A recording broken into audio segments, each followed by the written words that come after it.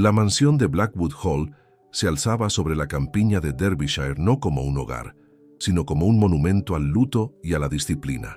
Sus muros de piedra gris parecían absorber la luz del sol, devolviendo solo sombras largas y frías que se extendían por los jardines perfectamente podados, donde ninguna flor silvestre se atrevía a crecer fuera de lugar. En el interior, el silencio era la ley suprema. Los relojes de péndulo marcaban el paso del tiempo con un ritmo monótono y severo. El único sonido permitido en los pasillos de mármol, donde los sirvientes se deslizaban como fantasmas, temerosos de perturbar el orden impuesto por el señor de la casa. Lord Alistair Thorne, el duque de Blackwood.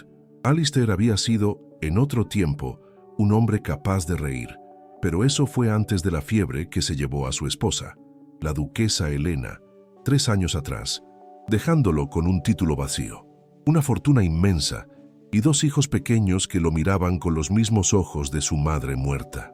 Desde el funeral, Alistair había cerrado las puertas de su corazón con la misma eficacia con la que había cerrado el ala este de la mansión.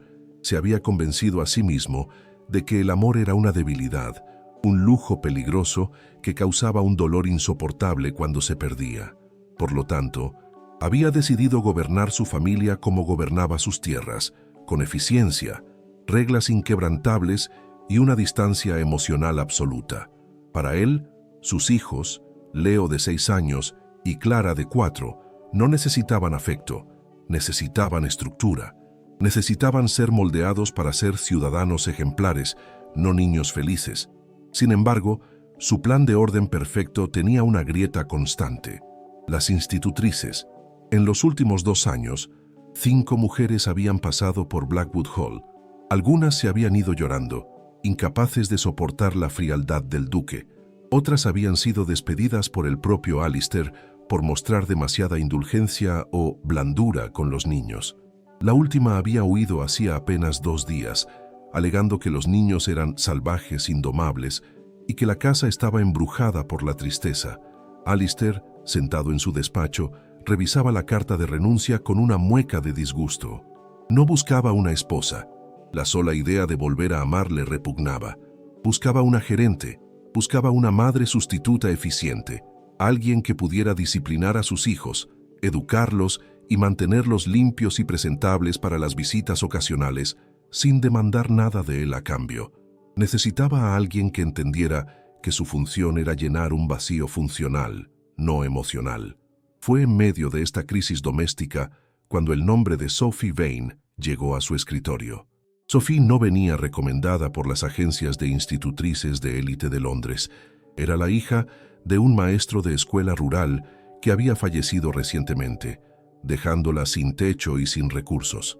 No tenía experiencia formal con la aristocracia, pero la carta de recomendación del vicario local hablaba de su paciencia infinita y de su capacidad para conectar con los niños difíciles. Alistair, desesperado por encontrar una solución rápida antes de que el caos se apoderara de la guardería, decidió citarla. La llegada de Sophie a Blackwood Hall fue un contraste viviente con la austeridad del lugar.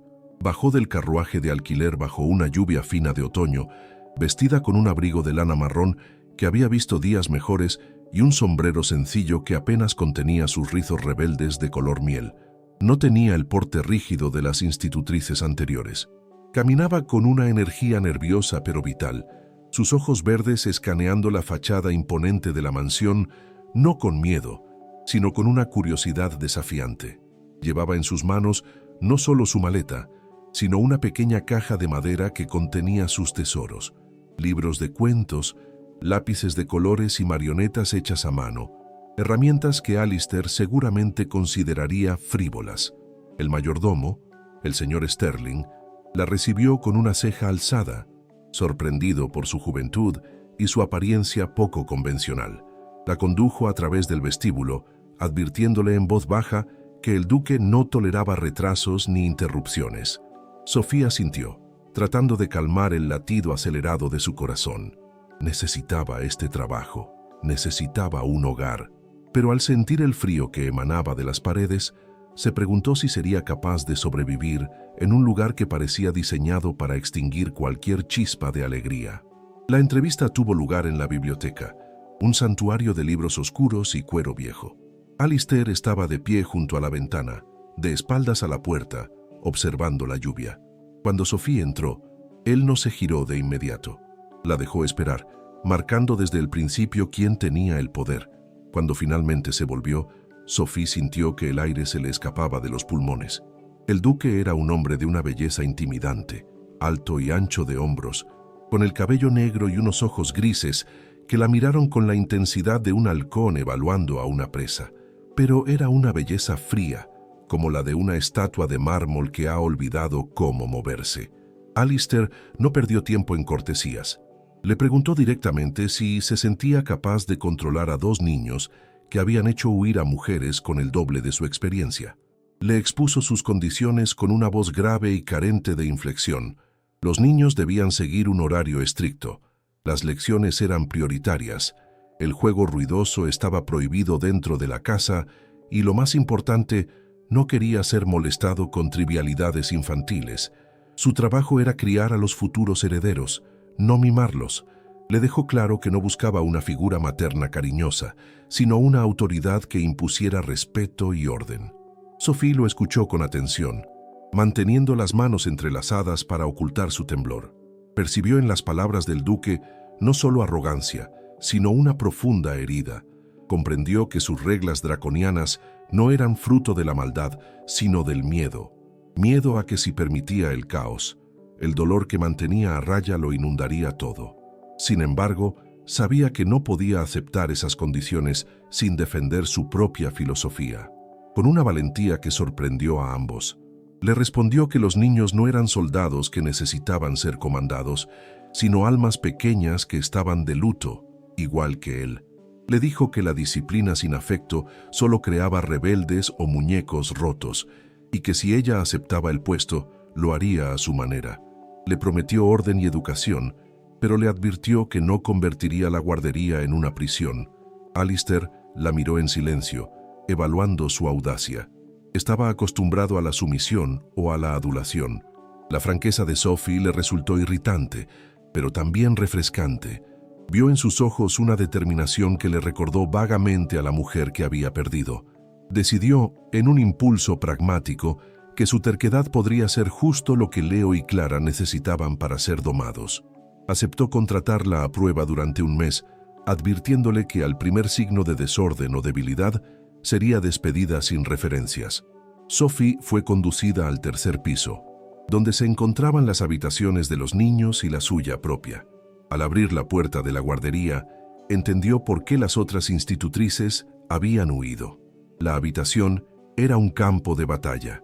Juguetes rotos estaban esparcidos por el suelo, las cortinas habían sido arrancadas de sus rieles y en el centro de la alfombra, dos niños pequeños la miraban con una mezcla de hostilidad y miedo defensivo. Leo, el mayor, sostenía una espada de madera como si estuviera listo para atacar, mientras que la pequeña Clara se escondía detrás de él, aferrada a una muñeca vieja y sucia.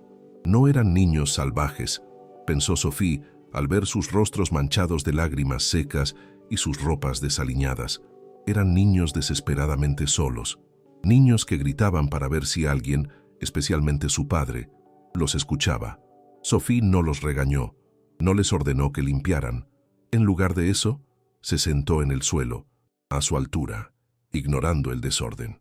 Abrió su caja de madera y sacó una marioneta de colores brillantes. No les habló a ellos, sino a la marioneta, iniciando una historia sobre un dragón que no sabía rugir porque estaba triste. La curiosidad venció a la hostilidad. Poco a poco, Leo bajó la espada. Clara asomó la cabeza, y en cuestión de una hora, la guardería no estaba limpia, pero estaba en calma. Esa noche, durante la cena, Alistair esperaba recibir las primeras quejas. Esperaba que la nueva señorita Vane bajara con el vestido manchado y los nervios destrozados, pidiendo castigos severos para los niños. Sin embargo, Sophie no bajó a cenar. Pidió que le subieran una bandeja a la guardería. El duque, intrigado y molesto por la ruptura del protocolo, preguntó a Sterling qué estaba ocurriendo arriba. El mayordomo, con una leve sonrisa que intentó ocultar, Le informó que la señorita Vane había decidido cenar con los niños porque nadie debería comer solo en una casa tan grande. Alistair se quedó solo en su inmenso comedor, frente a una mesa puesta para 20 personas, pero ocupada solo por él. La frase de Sophie resonó en su mente, una crítica sutil a su propio aislamiento. Sintió una punzada de irritación. Esa mujer era insolente, estaba desafiando la jerarquía desde el primer día. Decidió que la vigilaría de cerca. No permitiría que su sentimentalismo barato arruinara la disciplina que tanto le había costado imponer. Lo que Alistair no sabía era que la guerra por el alma de Blackwood Hall acababa de comenzar.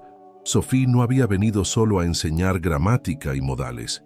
Había venido a abrir ventanas, a encender fuegos y a demostrarle al duque que una casa sin risas es solo una tumba muy cara. Mientras él cortaba su carne en silencio, arriba, en la guardería, por primera vez en 3 años, se escuchaba un sonido extraño y prohibido. Una risa tímida, sofocada, pero innegablemente real. Y esa risa era una amenaza directa a la paz helada que Alistair había construido para protegerse del dolor. Si quieres saber cómo Sophie desafiará las reglas del duque y comenzará a transformar la vida de los niños, y cómo Alistair luchará contra la atracción involuntaria que empieza a sentir por la mujer que está poniendo su mundo patas arriba, suscríbete ahora al canal. El próximo acto traerá enfrentamientos, secretos descubiertos y el inicio de un deshielo que el duque no está preparado para afrontar. No te pierdas la continuación de esta historia, donde el corazón de una familia está en juego. Las semanas siguientes en Blackwood Hall transcurrieron bajo una tregua tensa, similar a la calma que precede a un cambio de estación. Para los sirvientes, la transformación era sutil pero evidente. Ya no se escuchaban gritos ni objetos rotos provenientes del tercer piso. En su lugar, una melodía constante de actividad se filtraba por las escaleras. El sonido de pasos corriendo, canciones tarareadas y, ocasionalmente, el ladrido alegre de un perro que Sophie había rescatado de los establos para deleite de los niños y horror del mayordomo. Sin embargo, para Alistair Thorne, duque de Blackwood, estos cambios eran una invasión. Su mansión, antes un templo de silencio y orden, estaba siendo colonizada por una energía caótica que amenazaba con derribar los muros de su aislamiento. Alistair intentaba mantener su distancia. Pasaba sus días encerrado en el estudio o inspeccionando sus tierras, evitando deliberadamente el ala de la guardería. Recibía informes semanales de Sophie, notas escritas con una caligrafía redonda y optimista que detallaban los progresos académicos de Leo y Clara, pero que también incluían observaciones impertinentes sobre la necesidad de más luz natural, paseos al aire libre y menos almidón en la ropa de los niños. El duque leía estas notas con una mezcla de irritación y fascinación. Nadie se había atrevido a cuestionar sus métodos domésticos desde la muerte de Helena. Sophie Vane no solo los cuestionaba, los ignoraba educadamente y hacía lo que creía correcto. Una tarde de noviembre, cuando la niebla cubría los jardines y el frío se colaba por las ventanas, Alistair regresó temprano de una reunión con sus arrendatarios. Al entrar en el vestíbulo, notó algo extraño. El silencio habitual había sido reemplazado por un murmullo distante que provenía de la biblioteca, su santuario privado, el lugar donde se suponía que nadie debía entrar sin su permiso expreso. Con el ceño fruncido y los pasos pesados de un hombre dispuesto a impartir disciplina, se dirigió hacia las puertas dobles de roble. Lo que encontró al abrir las puertas lo dejó paralizado en el umbral. La biblioteca no estaba vacía ni silenciosa. El fuego de la chimenea, que él solía mantener bajo y controlado, rugía alegremente, iluminando la estancia con un resplandor dorado. Frente al hogar, sobre la alfombra persa que tenía siglos de antigüedad, se había construido una especie de fuerte improvisado con cojines del sofá, mantas y varios volúmenes de enciclopedias apilados como murallas. Dentro de esa fortaleza de tela y papel estaban sus hijos. Leo, con una corona de papel en la cabeza, defendía el fuerte con una espada de juguete, mientras Clara, vestida con chales de seda que Alistair reconoció vagamente como antiguos pañuelos de su madre, preparaba un té imaginario. Y en el centro de todo, Orquestando la fantasía, estaba Sophie. Estaba sentada en el suelo, sin importarle la dignidad de su posición ni la suciedad de la alfombra. Llevaba el cabello suelto, cayendo en ondas sobre sus hombros, y reía. Una risa clara, genuina, que resonó en la habitación y golpeó a Alistair con la fuerza de un recuerdo doloroso. La escena era un sacrilegio contra todas las normas de la casa. Los niños estaban en la biblioteca, estaban jugando, estaban felices, y Alistair, viendo a Leo sonreír por primera vez en años, sintió que el suelo se movía bajo sus pies. Su primer instinto fue la ira. Quería gritar, ordenar que desmontaran ese desastre, recordarles que la biblioteca era un lugar de estudio y respeto, no un patio de recreo. Pero las palabras murieron en su garganta. Se quedó observando, oculto en las sombras del marco de la puerta, incapaz de intervenir. Vio cómo Sophie tomaba un libro, no para estudiar gramática, sino para mostrarles las ilustraciones de dragones y caballeros. La oyó cambiar la voz para interpretar a los personajes, haciendo que Clara soltara grititos de emoción y que Leo la mirara con una adoración absoluta. En ese momento, Alistair comprendió algo devastador. Esa mujer, esa extraña con ropa gastada y rizos rebeldes, estaba dándoles a sus hijos lo que él, con todo su poder y su riqueza, no había podido darles. Les estaba dando una infancia. Sophie levantó la vista de repente, como si sintiera el peso de su mirada. Sus ojos verdes se encontraron con los grises del duque a través de la distancia de la habitación. La risa se detuvo. El miedo cruzó su rostro por un segundo, temiendo la reprimenda, el despido. Se puso de pie rápidamente, alisándose la falda, y los niños, notando el cambio en su actitud, se giraron y vieron a su padre. La alegría se evaporó de sus rostros, reemplazada por la rigidez aprendida de la disciplina. Alistair vio la transformación, vio cómo la luz se apagaba en los ojos de Leo, y eso le dolió más que el desorden. Con un esfuerzo de voluntad, Alistair entró en la habitación. No gritó. Caminó hacia el fuerte de cojines, mirando la estructura precaria. Sophie se interpuso ligeramente entre él y los niños, un gesto instintivo de protección que no pasó desapercibido para el duque. Ella comenzó a disculparse, explicando que hacía demasiado frío en la guardería y que había pensado que un cambio de escenario les vendría bien, asumiendo toda la culpa. Alistair la interrumpió levantando una mano. Miró a Leo, que sostenía su espada de madera con los nudillos blancos. Le preguntó al niño si la fortaleza era segura. Leo, sorprendido porque su padre le hablara de algo que no fuera lecciones o modales, asintió tímidamente. Alistair, con una seriedad solemne, comentó que el flanco izquierdo parecía débil y sugirió usar el diccionario de latín para reforzarlo. Luego, sin decir nada más, se dio la vuelta y salió de la biblioteca, dejando tras de sí un silencio atónito y una sensación de milagro. Esa noche, Alistair no pudo concentrarse en sus cuentas. La imagen de Sophie en la alfombra, con el cabello suelto y la risa en los labios, lo perseguía. Se dio cuenta de que no era solo gratitud lo que sentía por lo que hacía con los niños. Era algo más personal, más peligroso. Era curiosidad, era atracción. Se reprendió a sí mismo con dureza. No había contratado a una mujer para desearla. Había contratado a una empleada para que hiciera un trabajo. Recordó a Helena, su esposa muerta, y usó su memoria como un escudo contra la calidez que Sophie irradiaba. Sin embargo, la curiosidad es un enemigo insidioso.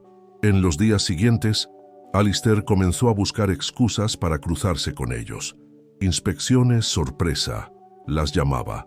Aparecía en el jardín cuando estaban dando clase de botánica, observando desde la distancia cómo Sophie les enseñaba los nombres de las flores silvestres.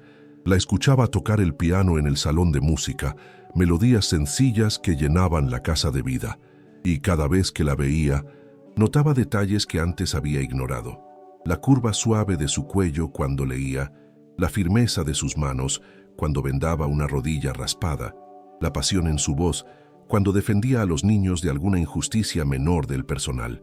La relación entre ellos comenzó a cambiar. Las notas escritas dieron paso a conversaciones breves en los pasillos. Sophie, envalentonada por el incidente de la biblioteca, comenzó a desafiarlo más abiertamente. Le pidió presupuesto para libros nuevos. Le sugirió que Leo necesitaba un pony. Le dijo, con una franqueza que rozaba la insolencia, que Clara preguntaba por qué su padre nunca le daba el beso de buenas noches. Esa última acusación golpeó a Alistair en lo más profundo. Se defendió alegando que no quería malcriarlos, que su deber era prepararlos para la dureza del mundo.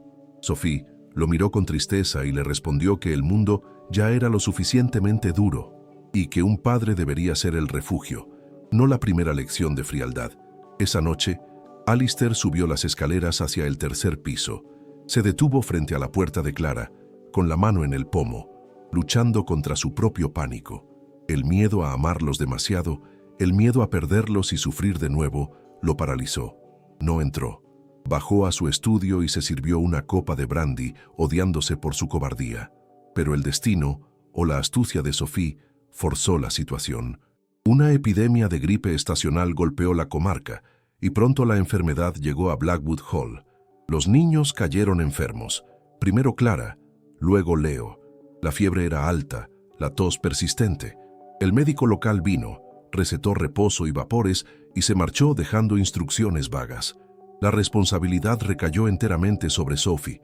Durante 3 días y 3 noches, Sophie no durmió. Convirtió la guardería en un hospital de campaña. Corría de una cama a otra, cambiando paños fríos, administrando jarabes, consolando llantos febriles. Alistair, informado de la situación, se mantuvo al margen, paralizado por el recuerdo de la fiebre que se había llevado a su esposa. Entrar en esa habitación, oler la enfermedad, ver la debilidad en los cuerpos pequeños de sus hijos, era revivir su peor pesadilla. Se limitó a preguntar a Sterling por el estado de los niños, refugiándose en su despacho como un general cobarde que dirige la batalla desde la retaguardia. La tercera noche fue la peor. La fiebre de Clara subió peligrosamente. Sterling bajó a buscar al duque, rompiendo el protocolo, y le dijo que la señorita Vane necesitaba ayuda, que estaba agotada y que la niña llamaba a su padre. Alistair no pudo negarse más. Subió las escaleras como un hombre que camina hacia el patíbulo. Al entrar en la habitación de Clara, el calor y el olor a eucalipto lo golpearon. Vio a Sophie sentada al borde de la cama, pálida, con ojeras profundas, sosteniendo a Clara en sus brazos, meciéndola suavemente. Leo dormía inquieto en la otra cama. Alistair se acercó, sintiéndose un intruso en su propia casa. Sophie levantó la vista. No había reproche en sus ojos, solo un alivio infinito. Le pidió que sostuviera a Clara un momento mientras ella preparaba más medicina. Alistair tomó a su hija en brazos. El cuerpo pequeño y ardiente de Clara se amoldó al suyo. Sintió su respiración agitada contra su cuello. El terror lo invadió, pero también un amor feroz y protector que había estado reprimiendo durante 3 años. Se sentó en la mecedora, acunando a la niña, susurrándole palabras torpes de consuelo. Clara abrió los ojos, lo reconoció brumosamente y suspiró, relajándose en sus brazos. «Papá», murmuró, y volvió a dormirse. Esa sola palabra rompió la presa. Alistair lloró. Lloró en silencio, lágrimas calientes que cayeron sobre el cabello de su hija, lavando años de distancia y miedo. Sophie regresó con la medicina y se detuvo al ver la escena. El duque de hierro, el hombre de hielo, llorando con su hija en brazos. No dijo nada. Se acercó y con una naturalidad que desafiaba todas las normas sociales, puso una mano sobre el hombro de Alistair, ofreciéndole su apoyo silencioso. Él no se apartó. Se inclinó hacia su tacto, aceptando el consuelo. Pasaron la noche juntos cuidando a los niños. Alistair ayudó a cambiar sábanas, sostuvo cuencos, aprendió a medir la fiebre con el dorso de la mano. Trabajaron como un equipo, unidos por la preocupación común, y en las horas muertas de la madrugada, cuando la fiebre de Clara finalmente rompió y ambos niños durmieron pacíficamente, el agotamiento venció a Sophie. Alistair, que estaba sentado en un sillón vigilando, vio cómo Sophie se acomodaba en el sofá de la guardería, tapándose con una manta ligera. La vio luchar contra el sueño para seguir vigilando, pero sus ojos se cerraron. En cuestión de minutos, su respiración se volvió profunda y regular. El duque se levantó y se acercó a ella. La observó dormir. Vio la línea suave de su mandíbula, sus pestañas largas descansando sobre sus mejillas pálidas, sus manos, enrojecidas por el trabajo, relajadas sobre su regazo. Se dio cuenta de que era hermosa, no con la belleza fría y perfecta de las damas de la corte, sino con una belleza cálida, humana, resistente. Se dio cuenta de que ella había salvado a sus hijos, no solo de la fiebre, sino de la soledad, y se dio cuenta, con un sobresalto que le aceleró el pulso, de que ella lo estaba salvando a él también. Sintió un impulso irresistible de tocarla, de apartar un mechón de pelo de su cara. Extendió la mano, pero se detuvo a milímetros de su piel. No tenía derecho. Ella era su empleada, él era su patrón, y él seguía siendo un hombre de luto, un hombre que no creía en las segundas oportunidades. Pero mientras la miraba dormir, rodeada por los juguetes de sus hijos, en la habitación que ella había llenado de calidez, Alistair supo que la batalla estaba perdida.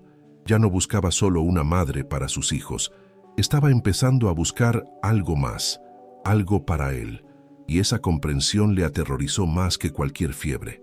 Se alejó de ella en silencio, saliendo de la habitación como un ladrón, llevándose consigo la imagen de Sophie durmiendo, una imagen que se grabaría en su mente y que comenzaría a erosionar, noche tras noche, la piedra de su corazón.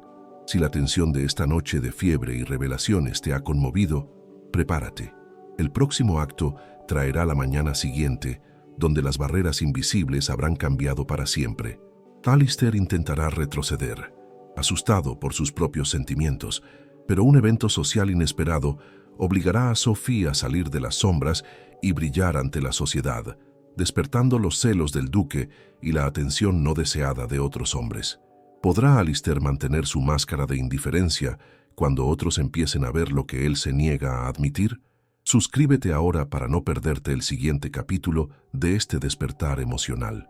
El sol de la mañana siguiente iluminó la guardería con una luz pálida y reveladora, disipando las sombras de la larga noche de fiebre y vigilia. Cuando Sophie despertó, con el cuello rígido por la postura incómoda en el sofá y una manta de lana cubriéndola hasta la barbilla, se encontró sola. Alistair había desaparecido. No había rastro del hombre vulnerable que había llorado con su hija en brazos, ni del padre que había aprendido a medir la temperatura con el dorso de la mano. La habitación estaba ordenada. Los niños dormían plácidamente, y sobre la mesa de noche había una nota escrita con la caligrafía afilada y aristocrática del duque. La nota no contenía agradecimientos efusivos ni palabras de afecto. Eran instrucciones precisas sobre los horarios de las medicinas y una orden escueta para que Sophie descansara esa mañana mientras la señora Potts se hacía cargo de la vigilancia. Sophie leyó el papel con una mezcla de decepción y comprensión. Entendía que la intimidad de la noche anterior había sido un accidente, una grieta en la armadura del duque provocada por el pánico, y que ahora, con la luz del día y el peligro pasado, Alistair estaba reconstruyendo sus muros a toda prisa. Sin embargo, no podía olvidar la forma en que él la había mirado mientras ella fingía dormir, ni la sensación de su presencia cercana, cargada de una electricidad que no tenía nada que ver con la enfermedad. Se levantó con un suspiro, decidida a no dejar que la frialdad de él apagara el calor que había logrado encender en la casa. Durante los días siguientes, Alistair se comportó como un extraño cortés, evitaba la guardería, se comunicaba a través de Sterling y, cuando se cruzaban por los pasillos, saludaba a Sophie con una inclinación de cabeza tan formal que parecía dirigida a una embajadora extranjera y no a la mujer que había salvado a sus hijos. Se había refugiado en su trabajo con una obsesión renovada, inspeccionando las tierras hasta el anochecer y encerrándose en su estudio con botellas de brandy que disminuían demasiado rápido. Se decía a sí mismo que era lo mejor. Había estado a punto de cruzar una línea peligrosa. Había sentido cosas que un hombre de luto no debería sentir. El deseo de tocarla, de protegerla, de reclamarla, lo aterrorizaba más que la soledad. Si se permitía amarla, le daba al destino un nuevo rehén, una nueva forma de herirlo. Pero la vida social de Derbyshire no respetaba los retiros monásticos. Una mañana llegó una invitación que no podía ser rechazada. La marquesa de Highbury, la dama más influyente del condado y madrina de Leo, organizaba su célebre baile de invierno. Era un evento ineludible, una tradición que reunía a todas las familias nobles de la región. La invitación especificaba que se esperaba la asistencia del duque y, en una postdata escrita con letra temblorosa pero imperiosa, la marquesa expresaba su deseo de conocer a los niños, de quienes había oído rumores preocupantes sobre su salvajismo. Alistair sabía que debía ir. No podía seguir escondiendo a su familia, sin alimentar los chismes de que se había vuelto loco o de que sus hijos eran unos monstruos. Pero la logística era una pesadilla. Necesitaba a alguien que controlara a Leo y Clara, alguien que asegurara que se comportaran como pequeños ángeles durante la hora que se les permitiría estar presentes antes de ser enviados a dormir. Y esa persona solo podía ser Sophie. Cuando Sterling le comunicó a Sophie que debía acompañar a la familia al baile de Highbury, ella sintió un pánico repentino. No tenía ropa adecuada para un evento de tal magnitud. Sus vestidos eran de lana remendada, dignos de una institutriz rural, no de una acompañante en un salón de baile ducal. Trató de excusarse, sugiriendo que la señora Potts sería más adecuada, pero el duque, a través de su mayordomo, fue inflexible. La quería a ella.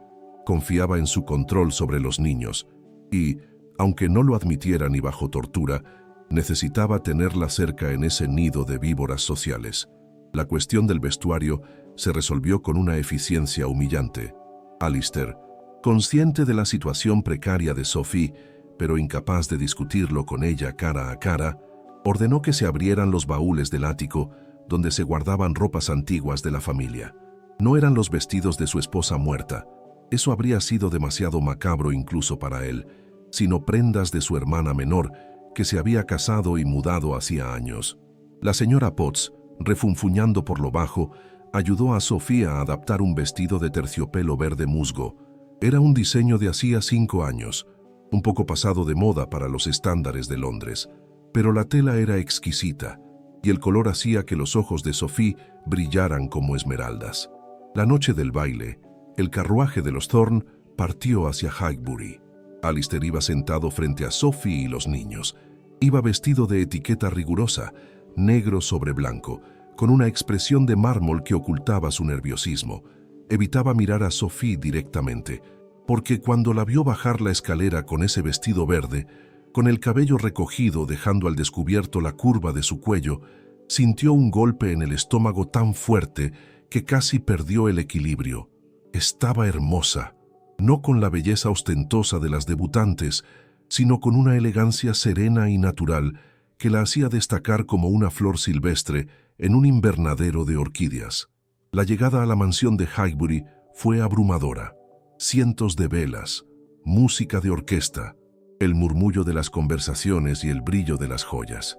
Alistair entró con sus hijos aferrados a sus manos y Sophie caminando un paso por detrás, en su papel de institutriz. Sin embargo, su presencia no pasó desapercibida. La sociedad estaba ansiosa por ver al duque de hielo y a su prole, y la curiosidad se extendió rápidamente hacia la joven mujer que los acompañaba. Durante la primera hora, Sophie fue la sombra perfecta. Mantuvo a Leo tranquilo, distrajo a Clara con historias susurradas y logró que ambos niños hicieran sus reverencias ante la marquesa con una gracia que sorprendió a todos. La anciana marquesa, encantada, felicitó a Alistair por haber encontrado a una joya capaz de domar a sus herederos. Alistair aceptó el cumplido con rigidez, sintiendo una molestia irracional al escuchar a otros alabar a Sophie. Quería decirles que ella no era una joya pública, que era su descubrimiento, su secreto. Cuando los niños fueron llevados a una habitación preparada para ellos por las niñeras de la casa, Sophie se quedó sola en el borde del salón de baile. Su deber había terminado, pero el carruaje no regresaría hasta más tarde. Se suponía que debía retirarse a una sala de espera, pero la marquesa, en un gesto de capricho, insistió en que la encantadora señorita Vane se quedara a disfrutar de la música y tomara un refresco. Alistair, atrapado en una conversación política con un grupo de lores aburridos, no perdió de vista a Sophie ni un segundo. La veía de pie junto a una columna, observando el baile con una expresión de maravilla infantil. Vio cómo su pie se movía ligeramente al ritmo del vals y sintió un deseo absurdo de cruzar la pista, tomarla en sus brazos y girar con ella hasta que el mundo desapareciera. Pero él no bailaba, no desde que Helena murió. Hacerlo sería un escándalo. Sin embargo, otros hombres no tenían tales restricciones. Lord Julian, un vizconde joven y conocido por su encanto superficial y su búsqueda de esposas o amantes, notó a la mujer del vestido verde. Se acercó a Sophie con 2 copas de ponche y una sonrisa ensayada. Alistair vio el movimiento desde el otro lado de la sala. Se tensó, interrumpiendo bruscamente al conde que le hablaba sobre los impuestos del grano. Sus ojos se clavaron en la pareja.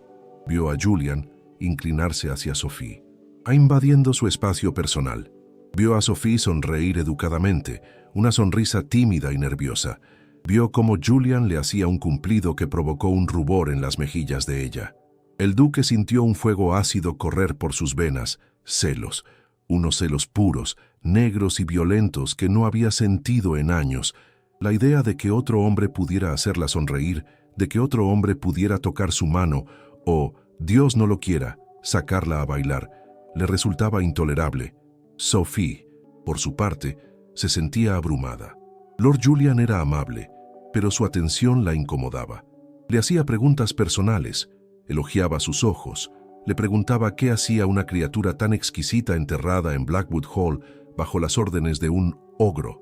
Sophie intentó defender al duque, diciendo que era un hombre justo y un buen padre, pero Julian se rió, desestimando sus palabras y sugiriendo que ella merecía un escenario más alegre.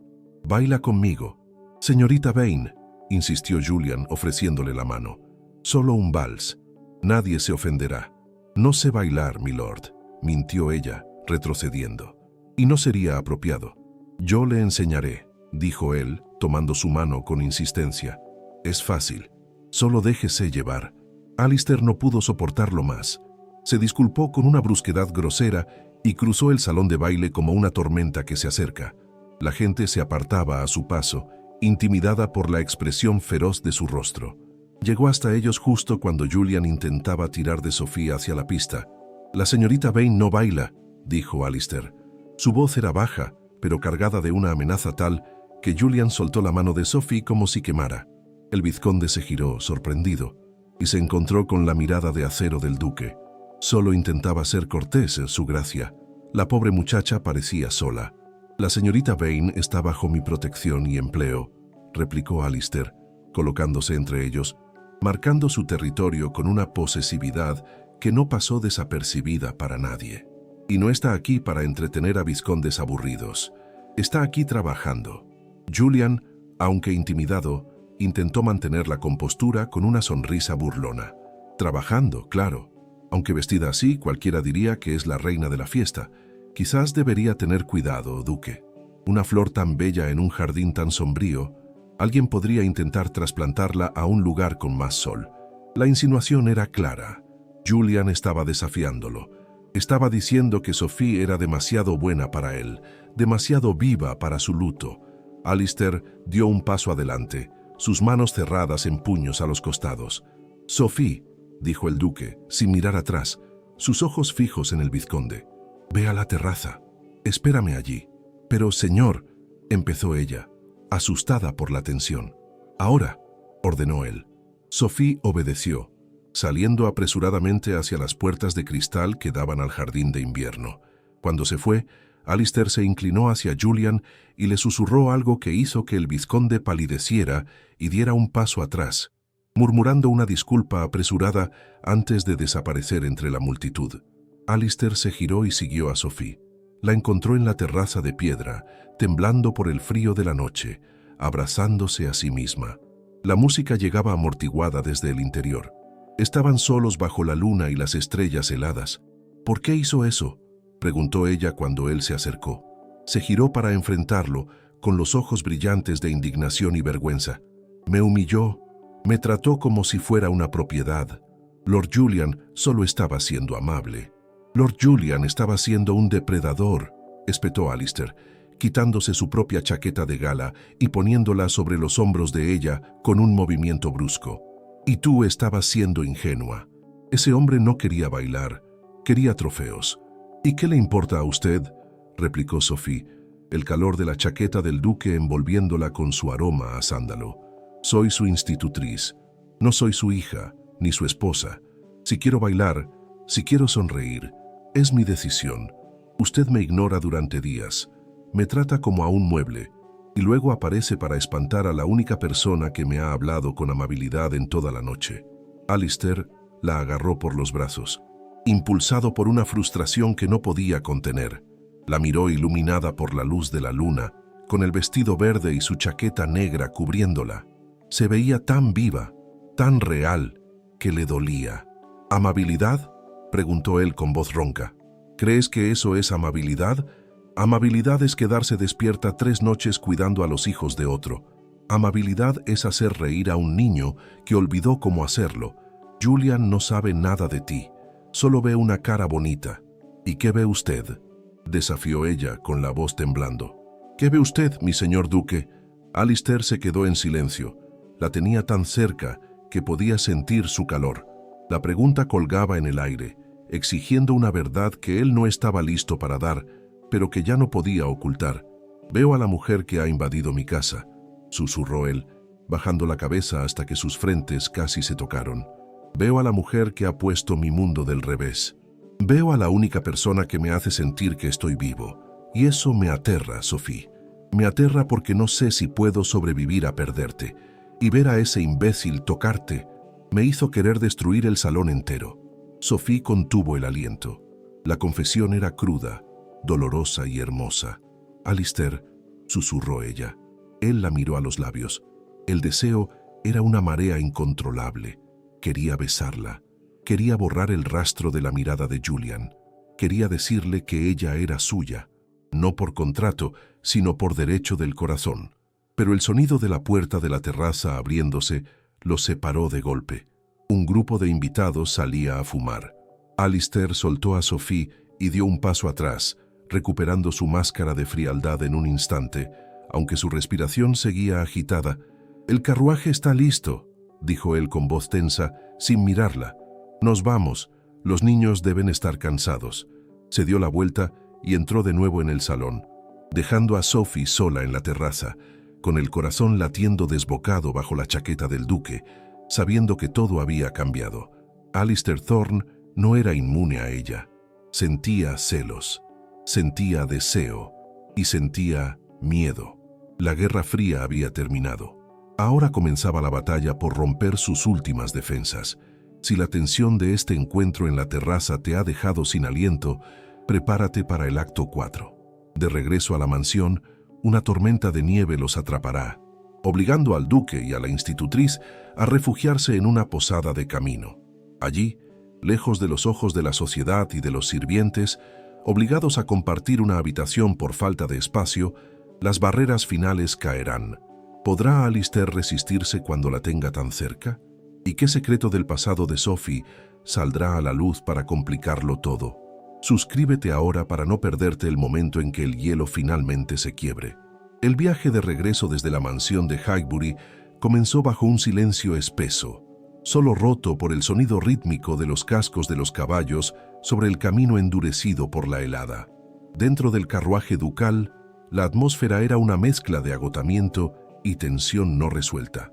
Los niños, Leo y Clara, habían caído rendidos por la emoción de la noche y dormían profundamente en los asientos acolchados, ajenos a la tormenta eléctrica que se gestaba entre los 2 adultos que los vigilaban. Sophie, todavía envuelta en la chaqueta de gala de Alistair, miraba por la ventanilla hacia la oscuridad impenetrable del bosque, sintiendo cómo el aroma a sándalo y tabaco de la prenda la mareaba y la reconfortaba a partes iguales. Alistair, sentado frente a ella, mantenía los ojos cerrados, fingiendo descansar, pero cada músculo de su cuerpo estaba en alerta, reviviendo una y otra vez la escena de la terraza, la furia de sus celos y la confesión que había estado a punto de hacer. Sin embargo, la naturaleza tenía sus propios planes para esa noche. Lo que comenzó como unos copos dispersos, pronto se transformó en una ventisca cegadora que borró el camino y convirtió el paisaje en un laberinto blanco y hostil. El carruaje comenzó a sacudirse violentamente. las ruedas patinando sobre el hielo oculto bajo la nieve fresca. De repente, una sacudida brutal detuvo el vehículo, seguida por los gritos del cochero y el relincho asustado de los caballos. Alistair abrió la portezuela para encontrarse con un muro de viento helado. El cochero, con el rostro cubierto de nieve, le informó a gritos que el eje delantero se había dañado al golpear una roca oculta y que era imposible continuar hasta Blackwood Hall con el carruaje en ese estado. Estaban varados en medio de la nada, a millas de casa, con la temperatura descendiendo peligrosamente. La decisión de Alistair fue rápida y autoritaria. Recordó que habían pasado una posada de postas. El viajero cansado hacía apenas un par de millas. No podían quedarse en el carruaje sin congelarse. Ordenó al cochero que desenganchara los caballos y, tomando a la pequeña Clara en brazos y envolviéndola en su propia capa, indicó a Sophie que tomara la mano de Leo. Caminarían. Fue una marcha penosa contra el viento, una lucha física, donde Alistair tuvo que usar su cuerpo como escudo para proteger a Sophie y a los niños de las ráfagas más crueles. Sophie, luchando por avanzar con sus zapatos de baile inapropiados para la nieve, sintió una vez más la fuerza protectora del duque, quien no dejó de sostenerla por el brazo ni un solo instante, guiándola con una seguridad que le hizo olvidar que él era el mismo hombre que horas antes la había ignorado. Cuando finalmente llegaron a la posada, empapados y temblando, la recepción no fue la de un palacio, sino la de un refugio de emergencia. El posadero, un hombre corpulento y sorprendido por la aparición de un duque en su umbral a esas horas, se deshizo en disculpas. La posada estaba llena debido a la tormenta. Otros viajeros habían quedado atrapados antes que ellos. Solo quedaba una habitación privada disponible, una estancia grande bajo el ático con una chimenea de piedra. No había más opciones. Alistair, viendo los labios azules de sus hijos y el temblor incontrolable de Sophie, aceptó sin dudarlo. La habitación era rústica, pero cálida. El posadero encendió el fuego inmediatamente y trajo mantas extras y caldo caliente. Alistair y Sophie trabajaron en silencio y con eficiencia coordinada para quitarles la ropa húmeda a los niños, secarlos y acomodarlos en la única cama grande que dominaba la estancia. Una vez que Leo y Clara estuvieron dormidos, seguros y calientes bajo un edredón de plumas, la realidad de la situación se asentó sobre los adultos. Estaban solos, encerrados por la nieve, obligados a compartir un espacio íntimo lejos de las normas rígidas de Blackwood Hall. Alistair se quitó las botas mojadas y se acercó a la chimenea, donde Sophie estaba de pie, tratando de secar el dobladillo de su vestido de terciopelo verde. La chaqueta del duque, ahora húmeda, colgaba del respaldo de una silla. Sophie se veía vulnerable, con el cabello deshecho por el viento y el maquillaje corrido, pero a los ojos de Alistair nunca había parecido más hermosa. El duque rompió el silencio con una voz grave, pidiéndole perdón por la dureza de la caminata y asegurándole que, en cuanto amaneciera, enviaría a buscar otro transporte. Sophie se giró hacia él. Le respondió que no le importaba la caminata, que estaba agradecida de que los niños estuvieran a salvo, pero luego, con una valentía nacida del cansancio y la intimidad del momento, decidió que ya no podían seguir fingiendo. Le preguntó directamente por qué había actuado de esa manera en el baile, por qué había sentido la necesidad de marcarla como su territorio frente a Lord Julian si, al día siguiente, volverían a ser solo el patrón y la empleada.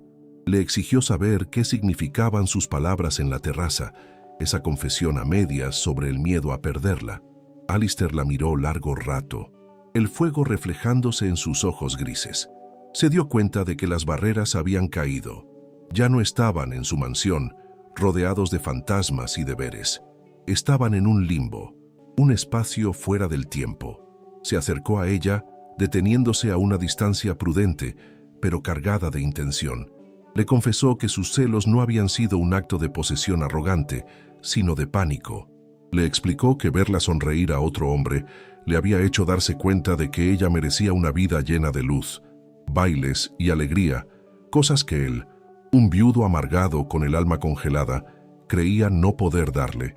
Le admitió que había intervenido porque la idea de que ella pudiera encontrar la felicidad lejos de él le resultaba insoportable, un pensamiento egoísta que lo avergonzaba.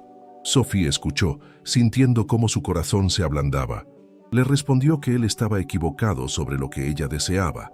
Le dijo que no buscaba bailes ni títulos, que ya había conocido ese mundo y lo había encontrado vacío.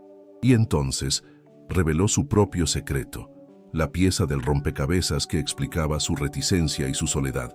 Le contó que años atrás, antes de la muerte de su padre, ella había estado prometida. Era un hombre joven, apuesto y encantador, muy parecido a Lord Julian, un hombre que le había jurado amor eterno bajo la luna. Pero cuando su padre perdió su fortuna y la dote de Sophie desapareció, ese amor eterno se evaporó en una semana. El prometido rompió el compromiso alegando incompatibilidad, dejándola marcada como una mujer rechazada y enseñándole una lección cruel, que para los hombres de sociedad el valor de una mujer se medía en libras, no en sentimientos. Le explicó a Alistair que por eso había rechazado a Julian, no por lealtad ciega a su empleador, sino porque conocía el tipo de hombre que ve a una mujer como un adorno. Le dijo que había venido a Blackwood Hall buscando un refugio del mundo, un lugar donde pudiera ser útil y donde nadie esperara que fuera un trofeo. Y que, inesperadamente, había encontrado en el duque y en sus hijos algo que creía perdido, una familia. Le confesó que lo que más le dolía de la frialdad de Alistair no era el trato laboral, sino el miedo a que él también la viera solo como una herramienta útil, una madre sustituta temporal que sería descartada cuando ya no fuera necesaria. Alistair sintió que el corazón se le rompía al escuchar su historia. La ira que sentía hacia el hombre que la había abandonado se mezcló con una esperanza renovada. Comprendió que los miedos de Sophie eran el espejo de los suyos. Ambos eran supervivientes de naufragios emocionales, aferrándose a la orilla. Dio un paso más, cerrando la distancia entre ellos.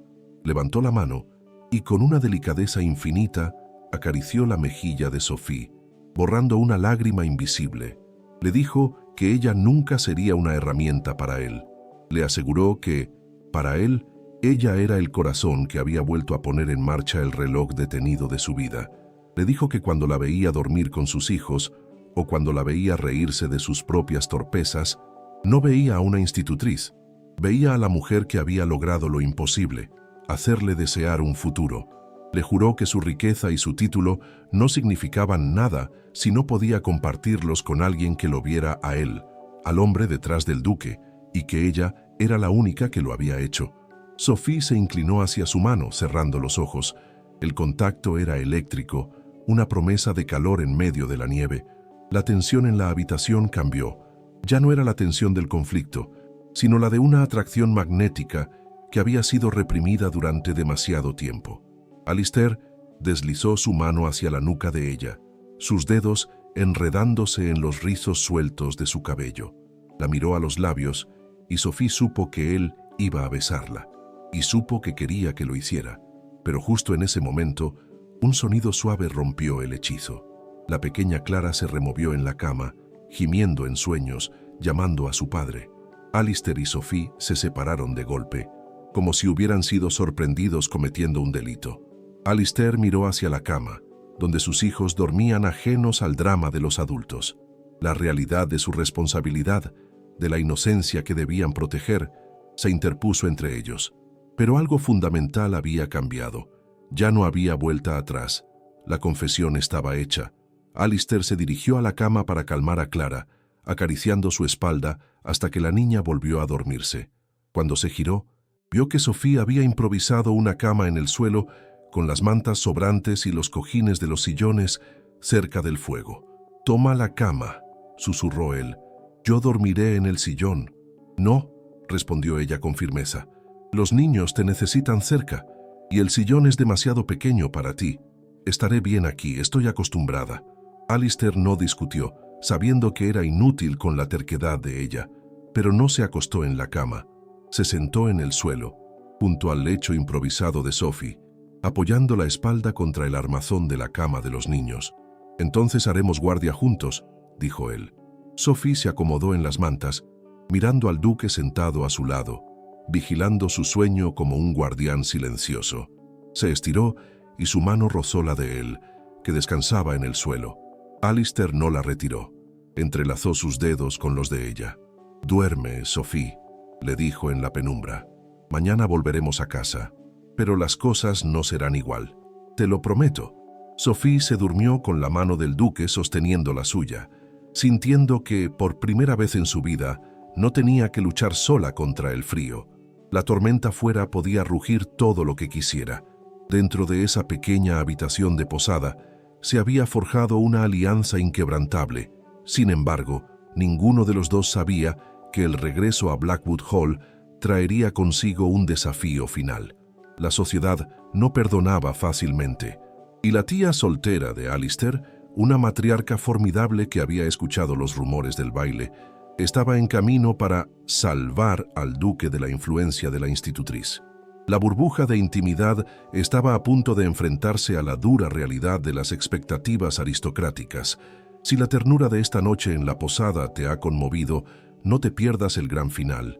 El acto 5 traerá la confrontación definitiva con las normas sociales y la decisión final de Alistair.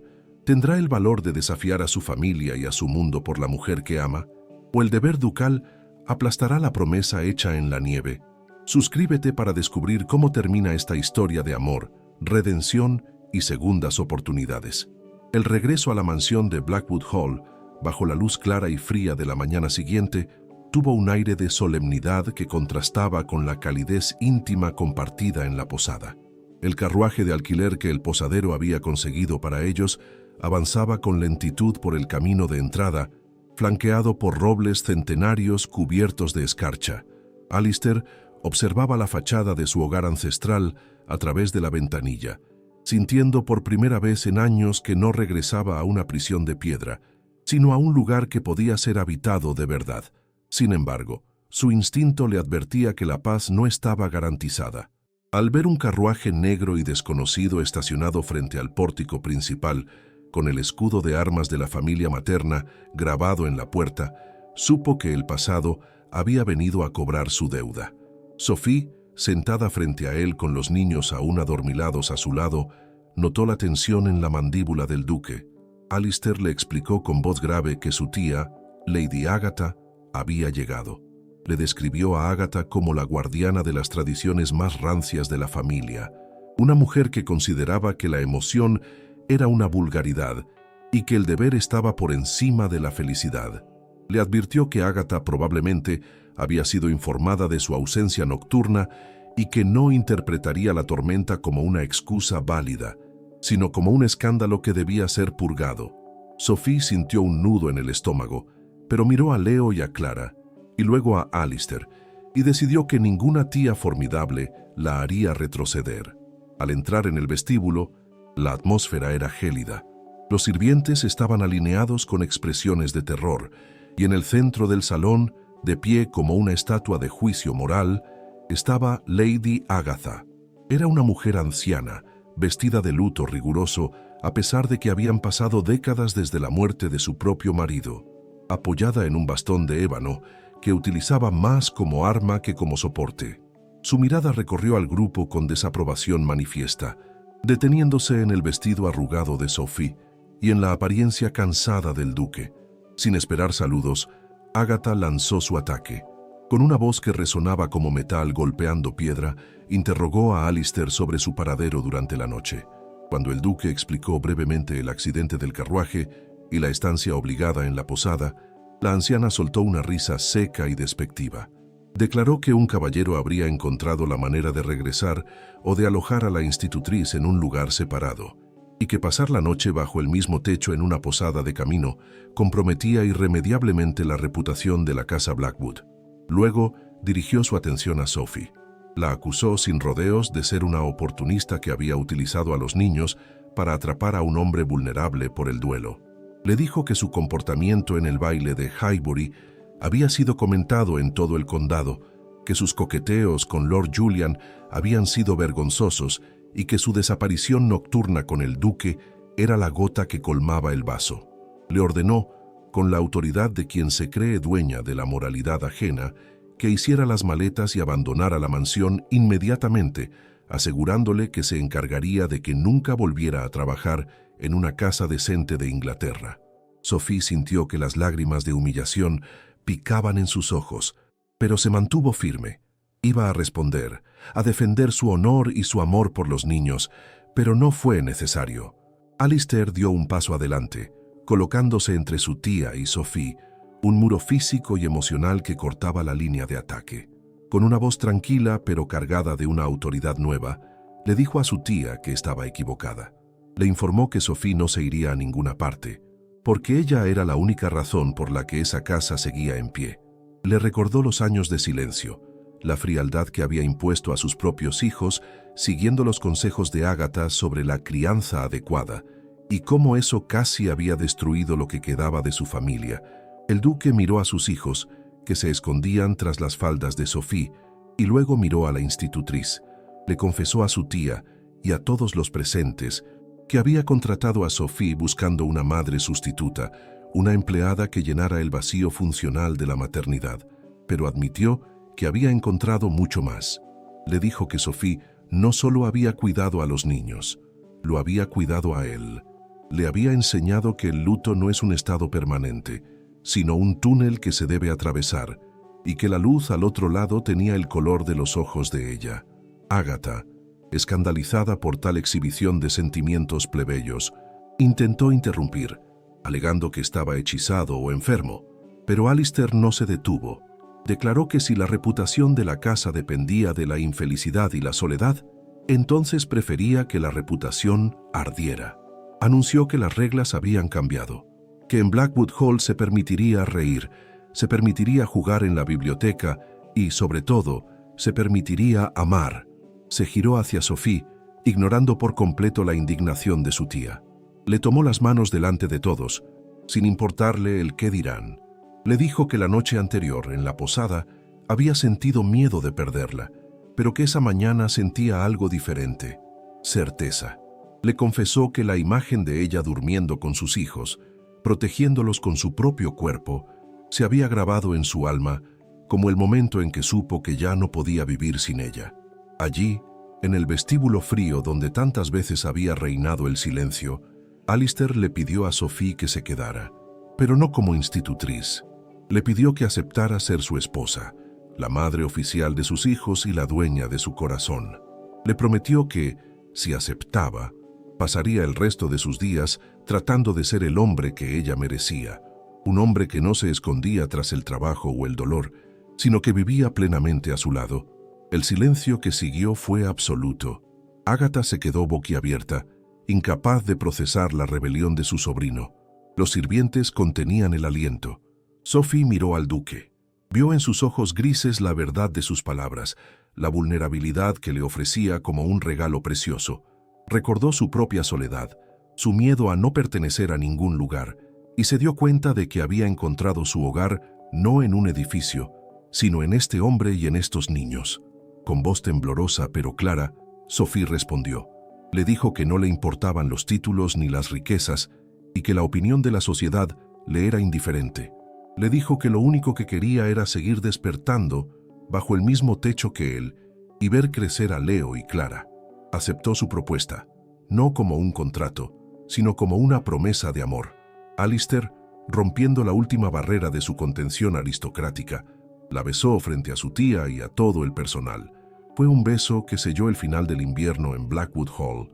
Ágata, viendo que había perdido la batalla contra una fuerza que no comprendía, se retiró a sus aposentos indignada, anunciando su partida inmediata, lo cual fue recibido con un alivio silencioso por todos los habitantes de la casa. Epílogo. 1 año después, la mansión de Blackwood Hall era irreconocible. Donde antes había sombras y cortinas cerradas, ahora la luz del sol inundaba las estancias a través de ventanas abiertas. El jardín, antes rígido y perfecto, tenía ahora un rincón salvaje donde los niños jugaban a buscar tesoros y donde un perro corría libremente ladrando a las mariposas. En la biblioteca, la escena era muy diferente a la de aquel primer día. No había silencio monástico. Alistair estaba sentado en su sillón, pero no estaba trabajando. Tenía a Clara en una rodilla y a Leo sentado en el brazo del sillón, ambos escuchando con atención. Frente a ellos, sentada en la alfombra rodeada de libros y juguetes, que estaba Sophie. Sophie leía en voz alta, interpretando las voces de los personajes de un cuento de aventuras, haciendo gestos exagerados que provocaban las risas de los niños y la sonrisa permanente del duque. Alistair la observaba con una devoción que no había disminuido con el tiempo. Al contrario, había crecido con cada día compartido. Cuando el cuento terminó y los niños corrieron al jardín para recrear la batalla del dragón, Sophie se levantó y se acercó a su esposo. Alistair le tendió la mano y la atrajo hacia él, sentándola en su regazo. Le preguntó si se arrepentía de algo, si extrañaba su libertad o si la carga de ser duquesa era demasiado pesada.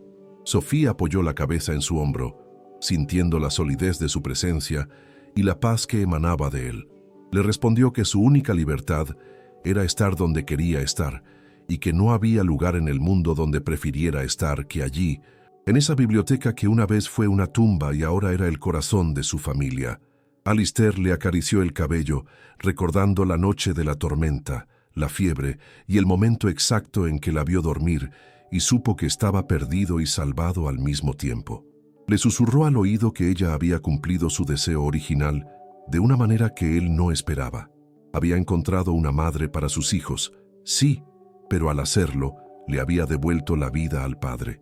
El duque y la duquesa se quedaron allí, abrazados en la luz de la tarde, sabiendo que vendrían otros inviernos y otras tormentas, pero que ya nunca más tendrían que enfrentarlos solos. El frío había sido desterrado por el calor de un amor que había comenzado con una entrevista de trabajo y había terminado reescribiendo el destino de una familia entera. Conclusión: el amor no siempre llega como un rayo. A veces llega como una marea lenta que va llenando los espacios vacíos hasta que nos damos cuenta de que estamos sumergidos. La historia de Alistair y Sophie nos enseña que el duelo es un proceso necesario, pero no un lugar para vivir, y que a veces necesitamos que alguien desafíe nuestras reglas para recordarnos quiénes somos.